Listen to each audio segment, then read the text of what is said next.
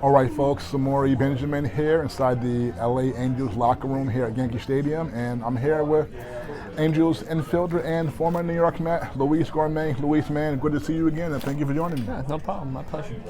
Yeah, man, so how has it been for you so far this year? I know you were with the Braves for shortly, and then you got traded here, so how has life been here for you in 2024? No, it's been good. It's been different. First time in my career, not with the same team I've been my whole life. So, the year of adjustment. So, like I said, it's been good so far.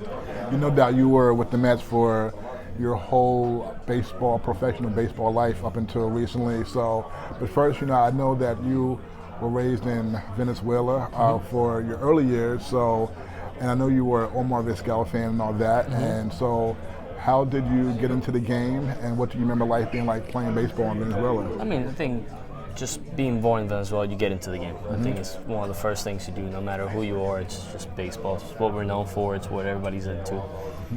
Growing up, it's baseball. Getting into baseball over there and playing baseball over there, it's a little different than it is here. Over there, it's you go to your school, you practice twice a week, and you play on the weekend. Here, you have tournaments every other weekend, and you travel to this place, you travel to that place. Over there, it's just simple. You go out to the field, you play baseball, and then you go home. That's it. So what do you think has been the trick? So you're saying that over here you think that baseball is played more, there's more opportunities to play baseball for the youth. They're doing it more often. Yeah, definitely. Like you don't have city parks over there that you can just go to at 7 o'clock after you go to school. Right. You got your school park, and that's about it. And like I said, you play the teams that you can play. It's just the same. It's not the same teams, but it's the same schedule. 1 game a week, 2 practices, because you have from first grade to 8th graders, right? You have every team for every age group, and then they're playing other schools with every team, every age group. They all have to use the same fields. Right. So it's just 2 practices a week, 1 game, and that's it. And you can't just be like, oh, I'm gonna go with my dad and go work out at this other field. No, that doesn't exist over there. It's not the same thing. So what's been the trick to produce so much talent? Because there's so much outstanding talent coming out of Venezuela.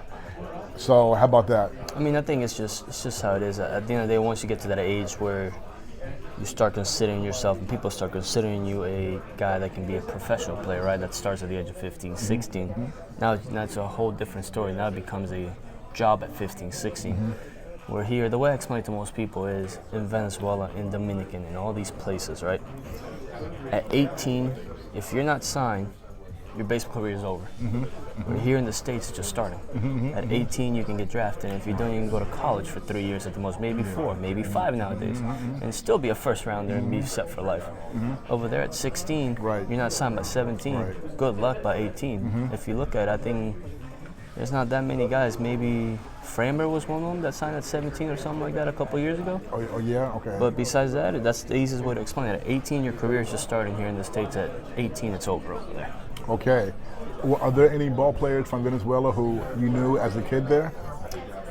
I probably played against a few of them. I'm pretty sure I played against Franklin Barreto when I was growing up at some point, but there were so many, and I was so young that it's tough to tell at 11, 12 who was who, or if I actually did. Got you. So you moved to Florida when you were about 13 or so. So how was it for you, Jess, that adjustment, and how was that for you?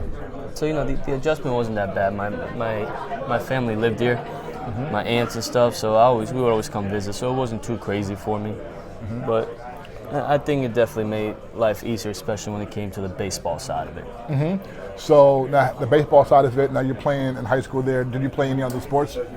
So not in high school, mostly because in high school they start blending into each other, and the coaches didn't let me want to play anything else besides baseball, so I stuck to baseball. How was the competition level like in Florida for you coming from Venezuela? I mean, it gets pretty even, especially since if you think about South Florida, it's a lot of Latin people too. So I think it just evens out a little bit, but yeah.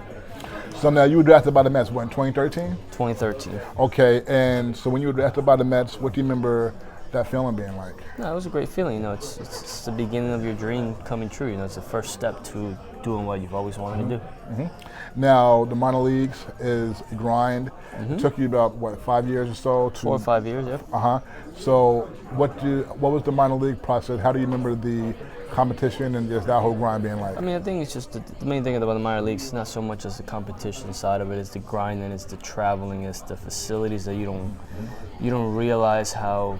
I'm not saying it's easier in the big leagues, but it's definitely easier in the big leagues to maintain yourself physically ready because of your facilities of the travel. I don't think people understand how hard it is to get on a bus after a game and get on a bus for 14 hours to land up to get to a hotel at 3, 4 a.m. Your room not being ready because people haven't cleaned it because you're staying at some random hotel in the middle of nowhere, to sleeping for 6 hours, if that, and then going to the field again. So like, I don't think people understand how the toll it takes on your body of doing that for 6 months. Now, you made your MLB debut in 2018 with the Mets? 2018. What do you remember about your Major League debut? I got called up. I had to fly from Vegas, flew to Cincinnati. My debut, I actually pinch ran for Flores. Conforto hit a homer. So I scored my first run before my first at bat. Then I made my debut, I think it was 2 days later, Mother's Day against the Phillies, against Aaron Nola, pinch hit for the Guillorme in the third. So, crazy couple days. Yeah, and what do you remember about your first hit? It was a sinker down, flare up the middle that somehow dropped in front of Odubel Herrera. It's amazing you remember the pitch and all that. That's great. Oh, yeah. That's great. Okay, yeah, so you had some good times with the Mets. 2019 you all really made a strong comeback towards the end of the season. You fell just short and all that, but the city field was rocking. And then, you had a lot of good times there. So just how was your experience in New York and just playing Citi Field in front of the New York fans? I mean, New York it's like a lot of guys here in Atlanta would ask me, like, how's playing in New York? In New York, it's a different type of animal when it comes to it, that the fans are, whether you're good or bad, they're going to let you know. It takes a special type of person to be able to play here. I think it is. I think we've seen it with other people that sign either with the Yankees or with the Mets, and it's just on the mental side of it, it's not easy, which, it's sometimes it's hard, but there's a lot of pros that comes with those little bit of cons by playing and living in New York. I enjoyed my time here, and it's one of the best places to play baseball. So were you able to, your years in New York, were you able to just get out in the city much and just really learn about the city and just experience it?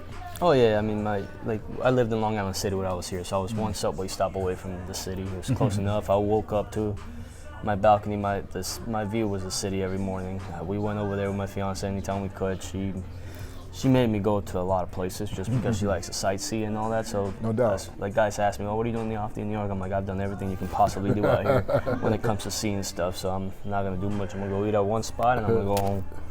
So how often would you ride the subway? Towards the backside of being with the Mets, not often, because then it became more of just a lot of people know who you were. Yes, because that's the other thing I've explained to guys here. So you can be the main guy on the team, you can be the 26th man on the roster.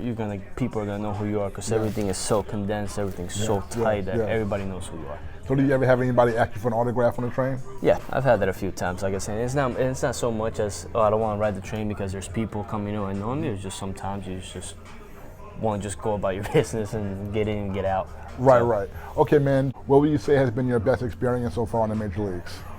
I mean, there's a lot of things, I don't know, my first hit's one of them.